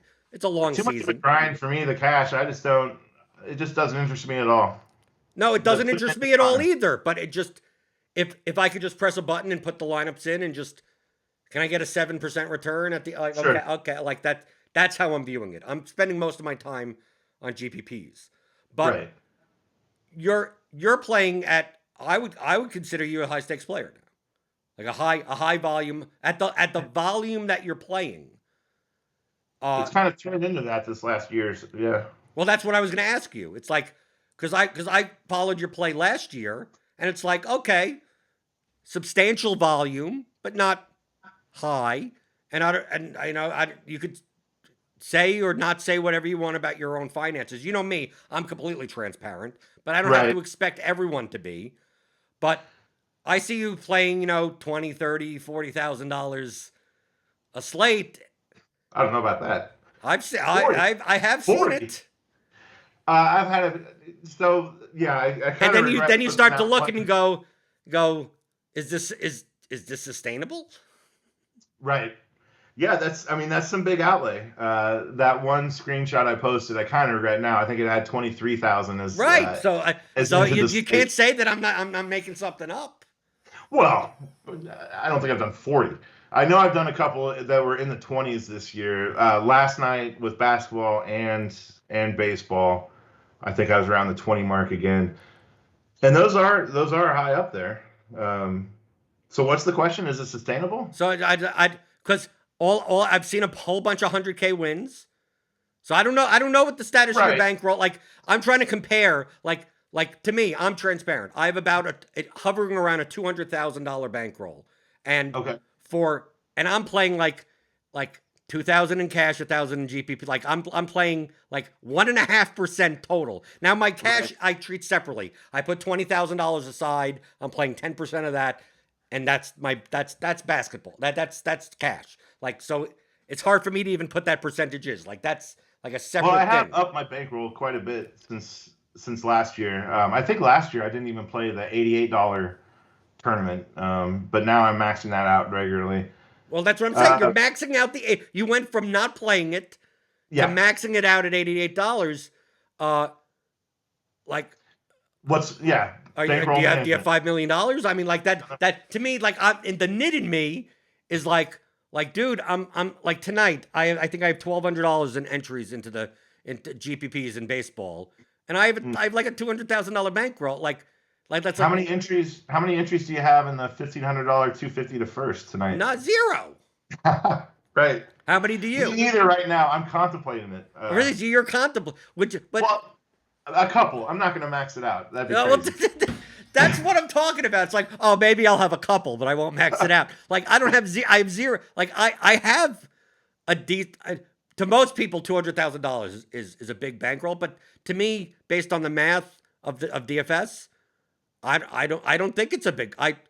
Is that how I much look you I need, you look if think, you're to playing. survive variance just playing 2 grand a night? I'm, That's 100 nights. my goal is to make $50,000 to $75,000 a year. Okay. So if I could do it by being the least risk possible and still achieving that, isn't that the dream? It Well, you depends. broke up. What is the dream? The dream is No, you broke up. the dream is to like my goal is to make $50,000 to $75,000 a year in DFS with Yes. as little risk and as little time as possible. Gotcha. So like That's great. if that's my goal, then why am I playing $10,000? Like yes, I probably left a ton of money on the table. I've said that plenty of Right. times. I could 150 max. But is my goal to make 500,000? Am I trying to maximize for $1 million? Am I the same thing with all the stuff that going in NFTs and cryptos or whatever? There's tons of money to be made. There's also tons of risk that people don't seem to get. Someone's going Right. to be holding the bag. If you could navigate it and not be holding the bag, you could make a lot of money. Dogecoin, people are buying for no fucking reason, right? But if you could buy it and sell it higher to some other idiot, the greater fool theory, Yeah. God bless you. If I was more if I wasn't as risk averse, I'd be doing that. I'd be spending all day in Top Shots trying to sell this, pack that, dude. And you can make money. I get it, but from a time horizon of 20 years, I think got it's you. short-term thing. I think it's short-term thinking. So, So with bankroll management, you're talking about bankroll right, I'm management. talking about bankroll. And I'm 42 years old. We're not young. We're not young, right? I I'm don't know how old 44. you are, but 44. like I'm not at the point where if you're 23 and you want to throw around money, you have the time horizon to like if you lose $1 million, you can Right. get that back. But like I'm at the point where like I could make the money that I could make my nut playing 1% of my bankroll per night and then Mhm. not have the stress of like, well, if I blank tonight, then it's 1%. I know several other sharp players that play like 10% a night, and they would even say that, yeah, when those downswings are brutal mentally, Yeah. right? So like, Sure. so I look at that. It's like, what? I had a period last year that was months. I'd have to look it up on RotoTracker, but it was months long downswing, and it sucked. Um, bankroll management. It's never been my strong suit. That's for Oh, sure. okay. So you're at least you're admitting that's perfectly Oh yeah. fine. Admit Well, it. I Admit don't it. So it's have. like it's not your strong suit. Okay. Well, oh yeah. No, it's not my strong suit. The mini max was $75 a slate to do 150 lineups. So if you lose 75 bucks, that's not a big deal. But Um, when it's $18 on GP, $18 on DraftKings, sometimes. yeah. I mean, So you're talking about $2,700. right. So I come from a trading background. Finance is kind of what I've been in. I'm used to taking on risk. I was comfortable playing 23,000 that night. This I'm kind of I'd say I'm on a heater, and the way I've always played is if you're on a heater, you should press your luck. Yeah, but So that doesn't make any mathematical I sense. know it doesn't make any Okay. mathematical sense, but I've made a lot more money this month than I have in my whole DFS career. And if I had lost all 23 that night, it wouldn't have materially affected my life. Are you familiar with trailing stops Yeah. in stock trading? Right. Okay. So in So you things you like this, I okay? have a You trailing. explain it. Like you're the. I know what it means, but you explain it. Okay. Yes. Well, so the trailing stop is basically a place where I'll cut way down on risk, and it rises with my balance. So, say my balance on DK is $50,000. Um, if it drops down, well, I don't know if it'd be a good example, but if it drops down below 30, say, I have a plan to cut my action way back to basically what it was, get out of the high stakes. And then as my balance, maybe it goes to 100,000, I'm going to raise that, what I call a trailing stop, to more like 80,000. So that 20 grand from 100 to 80 grand is play money. It's house money. I'm looking to push it and see what I can do to make it grow. But if I drop below 80, my whole mindset changes. I withdraw some. I get out of the high stakes for a while, and that's kind of the plan. And Right. especially In the the stock last month I market. had, Right. that's In the why I stock. ramped up so much. Right. In the stock market, a trailing stop is like if a stock's at $100 and you put a trailing stop at 20%, that means like at $80. It goes in at 80, and if the stock goes up to 200, it'll be at 160 at that 60. point. Right. You Right. don't have to touch it, and if the stock drops down to 160, it stays where it is, and boom, you get out at 159 something probably. Right. Because you're not Okay. going to be able to get out of the exact number. So Right. is that? I mean, is that your regular job? Is finance part of your regular job? Do you have a Yeah, regular job? I do. I am not a pro. I have a job. It's work from home right now, which has been great. Do you remember Scott Trade Brokerage Firm? Scott No. Trade. Oh, Scott That Trade. No, no, I know Scott that from back in the day. yeah. I didn't work on that site. I was a web developer during Oh, that okay. time. I don't know if you remember Sure Trade. Sure Trade. Sure Trade.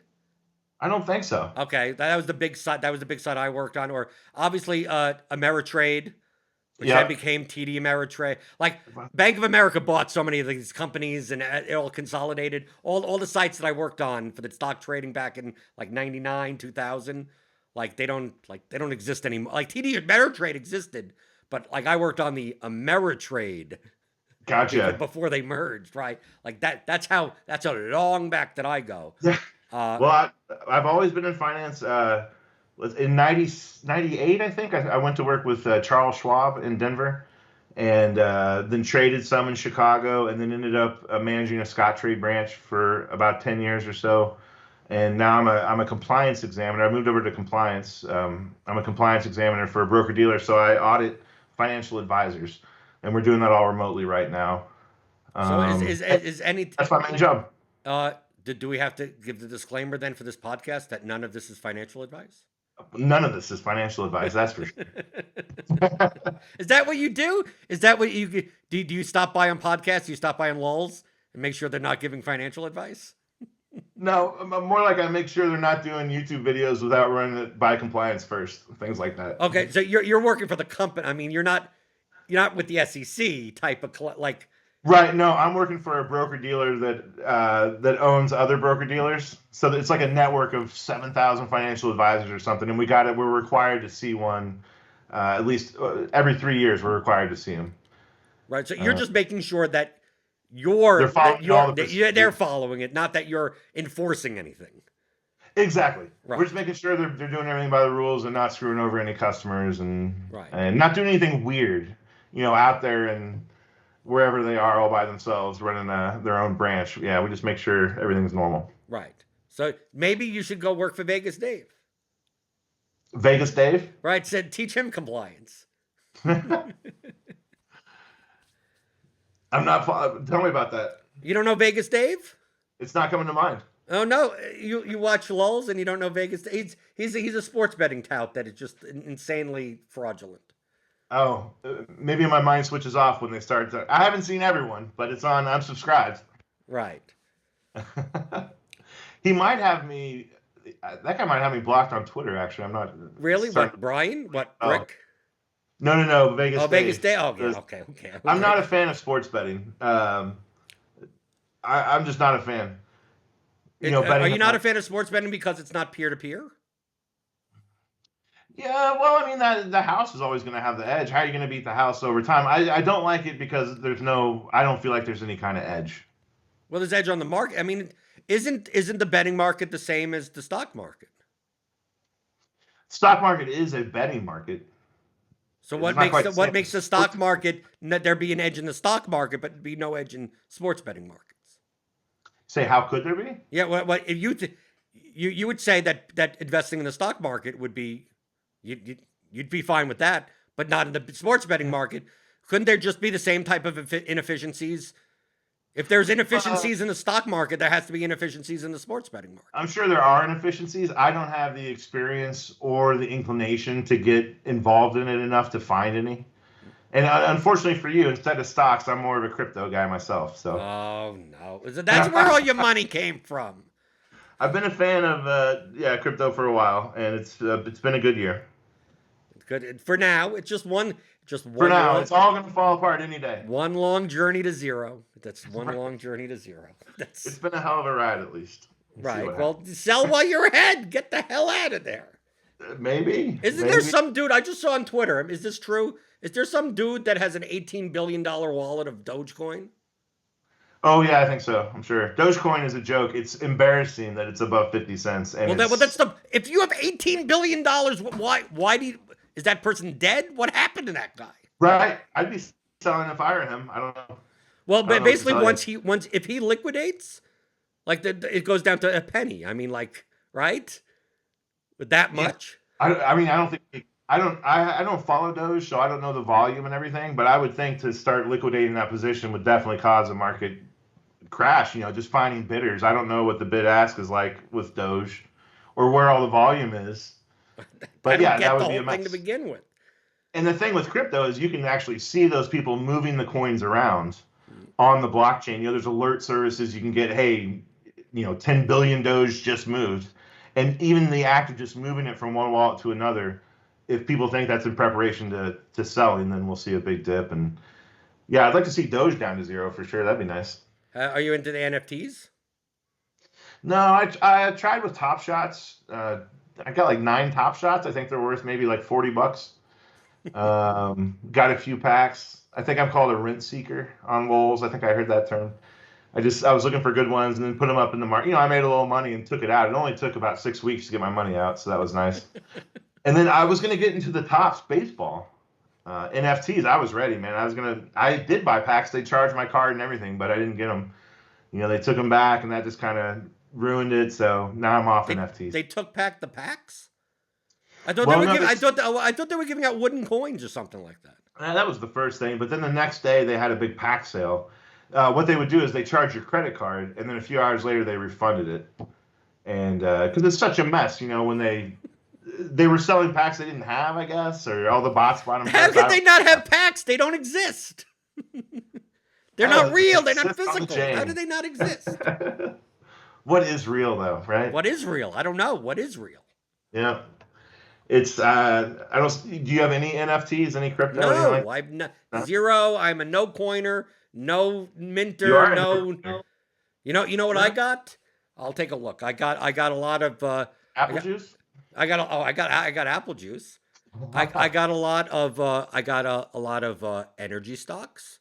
I got Okay. I got some medical stuff, some health. Like I got obviously S&P, right? Just in standard, like VU instead of SPY or whatever, the Vanguard version, right? That's what industrials. Industrials are doing well this year. I got some industrials, right? Yeah. Right. I got the sports betting stuff. That's my high risk stuff. That's the DraftKings stock bets, like the red. Yeah, there you go. Like that. Yeah. Right. See, I could take on some risk, but for the most part, I'm buying the stock. I'm buying. I'm allocating it whatever way I want. Like I saw some of the Russell 2000. You rotate. Like I have a lot of the value, like the stuff that exploded this year, I have less of, and the stuff that was down last year, I have more of. Like that's. You're not a dogs with the Dow guy, are you? Dogs with the Dow? No, well, the Dow is what, 16 stocks? Who cares about the Dow? Right? The Dow, you might as well just get a VTI and you're done and whatever. Yeah, sure. I'm closer. I'm not a boglehead, but you could if I were to say if I would have told you I was a boglehead, you would completely believe that, right? A boglehead? A boglehead? You don't know that term? Jack Bogle? Vanguard, the founder of Vanguard. Okay. So typically, bogleheads are saying that you're like all Vanguard. All mutual fund ETFs and holding, basically just holders of just like world index and just hold it for 25 years. Typically, that's what a boglehead. Okay. I thought you worked for Scottrade. You would know these type of terminologies. Apparently not. No. How often is diamond hands being those are the terms that don't exist in like the real investing world, right? Right. Yeah. No. Diamond hands, paper hands. That just came out in the last year, I guess. Right. Salad hands came out a couple of weeks ago. What are salad hands? That's just where you can't hold anything. It was made for that. Some guy did it for Dave Portnoy, who he got into Bitcoin and then sold it a couple of days later for a loss, like at 30, and now he's watching it go up. He did a whole picture with salad hands. Just can't hold on to anything. So Elon Musk is paper hands? Yeah. Didn't Tesla dump a whole bunch of their Bitcoin? 10%, I believe. Okay. And according to Elon, it was just to prove that liquidity existed, to prove it as a concept. Shouldn't that guy be in jail? I mean, come on. You're a compliance. Okay, you'd have to tell me. You're in compliance. Yeah. You have to you have to admit that what Elon Musk does has to be illegal. Oh, like when he's tweeting and it affects things and the SEC investigates him and whatnot? Right. Yeah. It's an issue. I mean, he's a powerful guy. I don't know. I haven't followed the details. I know he got in trouble a couple of years ago for sure, but I don't know what the penalties were or if there were even any. Right. I know he made fun of the SEC afterwards on Twitter, so maybe he's untouchable at this point. I mean, he's too big to fail. Yeah. I mean, he did what? PayPal, SpaceX, Right. Tesla. He's South African, is that right? I have no idea. Maybe. I think so. Yeah.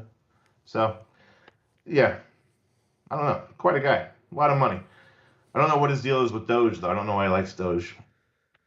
Also, he must love the fact that Bill Gates is getting a divorce. I saw that. That means one less person for him to compete against the richest man in the world because Melinda's going to get half his money, I guess right? so. That's a lot of money. Yeah. Right. I think it's like $65 billion or something. Well, surely Elon's not concerned about that. I don't know. I don't know. I don't know anything about these people.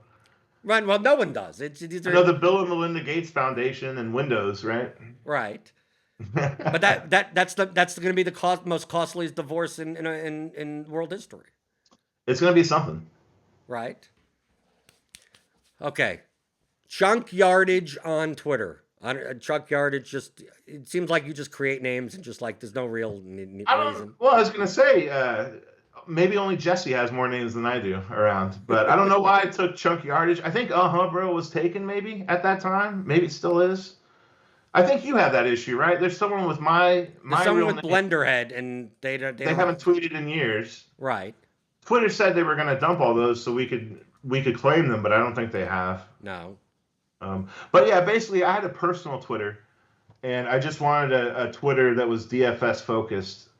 And I think Alhambra was taken. I think it was kind of a weird. No, it's actually it's you could take it now.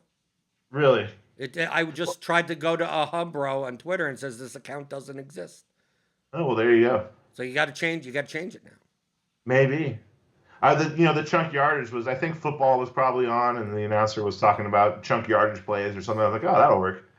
That's how you come up with the. It's so personal, and you're just like what? Whatever was Yeah, on. Maybe it's Maybelline, and that's just okay. That's what I heard on the I'm horrible commercial. with creating names. I'm not. Yeah, not particularly sharp guy, especially with creating names. But So people, it works, and yeah, I didn't know, the Twitter stuff. I didn't know it would grow like that. It's fun to interact with people, so I definitely fed that and enjoy the interaction. But yeah, I wish I could do the naming and whatnot over again.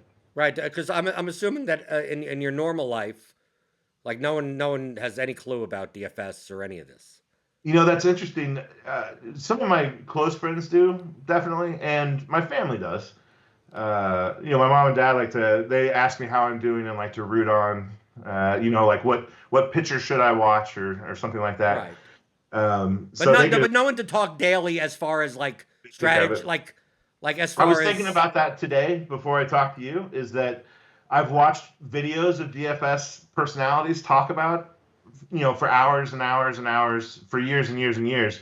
But no, I haven't had a regular voice discussion with anyone regarding DFS, possibly ever. This might be the first time. the first So time. it's a new experience. Yeah, it's all been one way until now. Yeah. Well, now isn't it better? Isn't it? It's not scary, Nope, no, not at all. right? And then then we have discords, and you can talk to people on Twitter. Typically, Twitter's just yelling at each other back and forth, and then you go into Right. Discord, and it's just faster and Can more be pretty efficient fast. yelling at each other. Yeah, and Discord, depending on which one you're in, can be funnier than Twitter. Get some good laughs in there. Right, because you don't have to worry about like public perception of anyone. You can say what you want. Yeah, A little bit more. Yeah, but then anyone could cut and paste and just look what someone else said of on course. whatever. You have to pay attention to that stuff. But That's how you start getting blocked. Yeah. but I don't but I don't take Twitter seriously. Like obviously I want to promote my shit, like what I mean, like yes, Sure. I put out content, whatever. But for the most part, I think there's so many people that take it a little too seriously. Probably. I use TweetDeck, and I have all the groups up there, but I've kind of gotten out of the habit of following the DFS feed over the last few weeks. So I feel like I'm missing out on a lot of good tweets. Now there But hasn't been any boxing matches set up or you anything. have You're not anything missing good? anything. Okay. You're not. Yeah. Trust me. You're not. There's only so many hours in a day, and I stare at my phone, like 800 times a day. It's just you got to cut back sometimes. So maybe someone will give me a heads up next time something happens on Twitter, and then I'll jump back in. I'll Maybe. let you know. But I'll I send you never a have much to notification. say. Right. All the funny people are on Twitter, and they're already saying stuff. So it's good time. Okay. Well, people can follow you at Chunk Yardage. On Twitter. At Chunky Bro. They Artist, can yeah. Or see. just search Twitter Right. for Uhhuhbro. Right. And if they don't want to follow you there, they could follow you at the top of the leaderboards in any contest in DFS for the past couple of months. Right. Hopefully, yeah. Hopefully. Hopefully they'll see me up there. Yeah. So thanks for coming on. This the first. If people didn't know who Uhhuhbro is, now they know I have no Uhhuhbro idea who I is. was. I think a lot of people will be surprised. They'll be surprised, and I know you're a good player. When most of this conversation was about how you're not sharp, and you just got lucky, because truthfully, that's like just like I do what I do, and whatever happens happens, and over this long period of time, this number says that I'm profitable. So Right. I guess, but for any individual contest, okay, it's like it. I guess We'll it see. happened Like today, in right? baseball, I obviously don't expect this to keep up. I think I'm getting lucky here in the first month, and then by the end of the year, it's going to even out. But we'll see. Right. We'll see. But yeah, by August and September, right? You'll be back in the mini max. Maybe I should maybe I should take a few months off. Right. No, you have to. No, what you'd have to do is anytime you'd have to always take a week off of anything. Yeah. So you're only going to play like 52 times a year because you're taking a week off and then winning, and then There you coming go. back. But you don't think there's anything about getting into the groove of the schedule of It didn't seem to. DFS? It didn't seem to matter for you in basketball, That's true. right? Well, sometimes when you take time off and come back, you do better.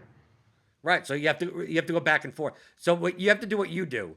You take a week off, you come back and bink, and then you ride out the heater because you got to double your volume, There you go. right? And then once you get the trailing stop of 20%, then you take the week off again. Well, see, NBA, I won't double my volume because whenever I go into high stakes NBA, I get absolutely crushed. Not even close. So I'll stick with the 150 max, the $20. I mean, $3,000 is a lot for one slate there in basketball. I'll stick with that. Baseball, though, high stakes was fun. Okay. Well, we'll see you in those streets, and Hope so.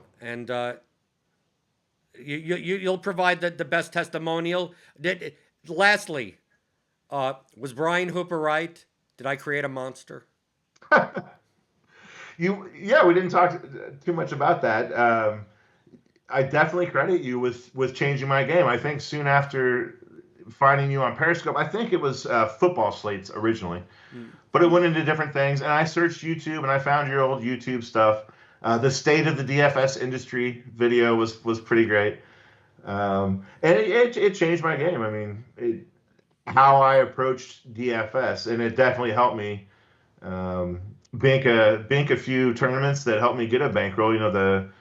Well, I don't know specific tournaments, but yeah, Right. it So many you've definitely won helped. so many that you don't remember which ones. Well, it's tough to give credit, for individual tournaments like that when it's more of just like an overall theory of how to approach it. But listening to people talk about this stuff, it really helps me build lineups, and listening to you especially has made a big difference. So you're at least partially responsible for creating a monster, I guess. Okay, so I gotta be more quiet. I gotta shut up. Well, I think we had a discussion a while back. Why are you telling everyone all this stuff? And you said that no one will listen to you except for maybe just a couple of people. And I actually have a guy like that now in Twitter. I won't drop his name, but he was just a random person asking random questions about a year ago, and now he's crushing it in pretty much all sports, and is super sharp. So Right, I'm happy for him, but it's also annoying. right, but you have to admit that you're gonna talk to 10 people, and 9 of them you could explain the Oh, same thing 700 times, and it's never gonna. well, I've talked to 100, and this is like the only guy Oh, that I okay, know of that's done well. Yeah, I'm not. Yeah, I'm not a teacher. Trust me on that. right. But you are.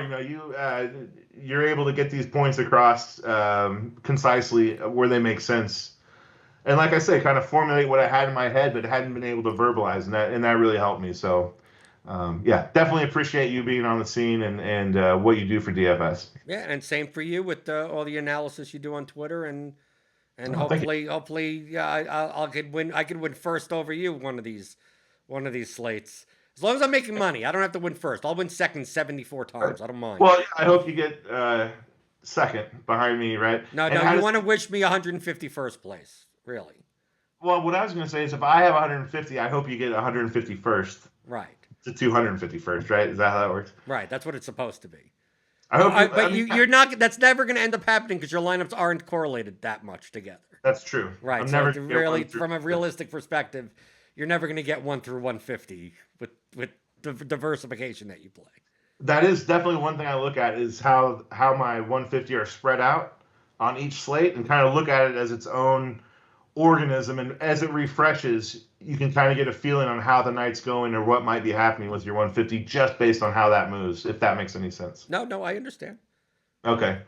But Yeah. if people want to understand more about the game theory of DFS, obviously go to the Theory of Daily Fantasy Sports 15-hour audio DFS masterclass at theoryofdfs.com.